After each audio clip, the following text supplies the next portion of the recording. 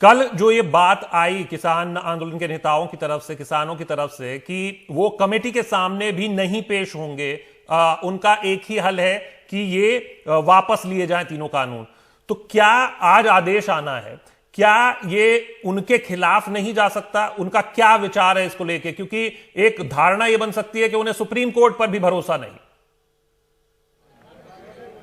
देखिए, बिल्कुल लगातार किसानों की जब बैठक हुई तो उस बैठक में ये बात भी सामने आई कि देखिए, सुप्रीम कोर्ट ने जिस तरीके से सरकार को फटकार लगाई है कि आप इस पूरे मामले को सही से हैंडल नहीं कर पा रहे, जैसे कि तमाम बातें आशीष जी बता रहे थे, तो उस बात को लेकर भी चर्चा हुई बैठक में किसान संगठनों की कि देखिए, अगर सुप्रीम कोर्ट कमेटी के लिए बुला रहा है तो हमें जाना चाहिए। लेकिन कुछ लोगों ने कहा कि नहीं, हमें नहीं जाना चाहिए। लेकिन अंत में यही फैसला हुआ कि सुप्रीम कोर्ट का आखिरी आदेश आने देते हैं, क्योंकि किसान संगठन सुप्रीम कोर्ट नहीं गए थे। कुछ लॉ स्टूडेंट्स गए थे, उसके बाद सरकार ने सुप्रीम कोर्ट ने कहा था कि किसानों का पक्ष रखने के लिए बुलाया जाए, जिसके बाद दुष्यंत दवे उनका पक्ष कोर्ट में रख रहे हैं। तो उनका कहना है कि वो कोर्ट में नहीं गए थे और सरकार कोर्ट में गई थी और कुछ और लोग गए थे। इसको लेकर के सरकार का रुख सही नहीं है।